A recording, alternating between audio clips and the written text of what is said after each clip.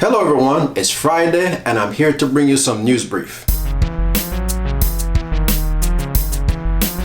Okay, so Apple has reported that they had a loss in sales this Christmas season because of the iPhones. They said the iPhones weren't selling as much as they did the year before. I kind of see this coming because they sell so much iPhone every single year and they don't come out with just one model. They come out with several models in that production line. So therefore they just saturating the market with all these phones. I mean, how much phone can a person own? Mom got one, dad got one, the kids got one. I mean, that's it. I mean, you can't keep on buying new phones every year, especially with the cost going up. I did a video where it was showing how much the price difference was in the cost of these new phones that Apple is providing. I kind of see this coming anyway because Apple seems like they only focus on three main products, which is the iPhone, the watch, and the iPad. When back in the day, I remember Apple used to be diversified. They had iPods, they had the TV thing, and they had other products that they focus on, even the computers and laptop. But it seems like they lost focus on their other products too. You know, look at the Mac Pro, the iMac. They just updated the Mac Mini. I mean, after all these years, they finally updated the Mac Mini. So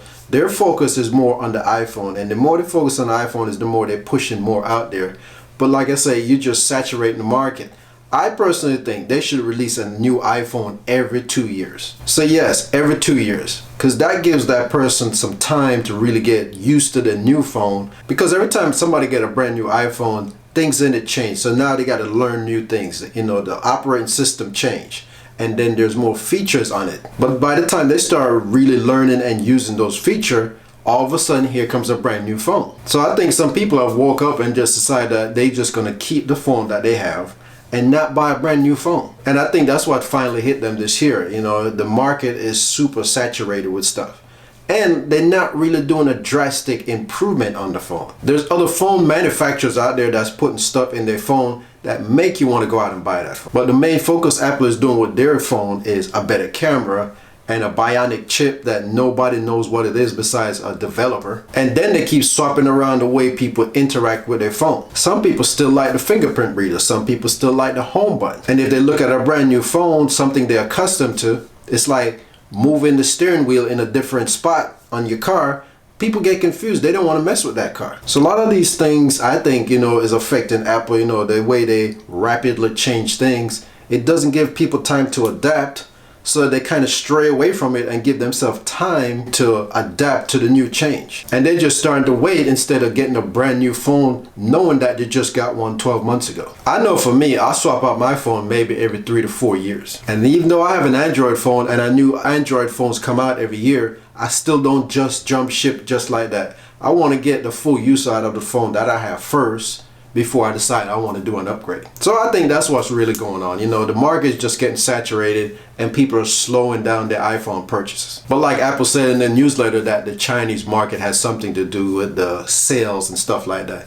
Could be. But me personally, like I said, I think it's more of the fact that people are not buying phones like they used to anymore. Of course, this is not going to bankrupt them, but they might want to consider start looking at other areas and other products that they produce and focus on those too and try to get the sales back up. Because I know it affected their stock price, and since I'm a stockholder, you know, I like to see them succeed myself. Okay, so now onto the iPad. The brand new iPad Pro seemed like it's already having bend issue, which is something that Apple suffered from the past with their phones bending and stuff like that. Now, I don't know what kind of material they're using, but they need to start doing some bend tests themselves, just like Samsung had to do to make sure that the new phones that they produce wasn't going to keep on bursting into flames. So that's been a quality control issue that I noticed about Apple. You know, they started back in the years where the quality in their product is just slipping more and more. But they like to brag about how fast and pretty and the liquid display and all the fancy jargon that they use about the new product, but the quality is still poor. But I think it's the fact that they're trying to push out these products so fast and not really doing any rigorous testing on them. I mean, you got like Amazon Fire TV tab. They're not as expensive and they're not as fancy as the iPad, but those things can handle some pounding. And personally, I would rather spend my money on that, knowing that it can handle my day-to-day activity and it won't bend. So I think Apple can easily avoid that by just doing some rigorous testing before they put these things out on the market. Okay, so that's all the Apple news I want to talk about in this video.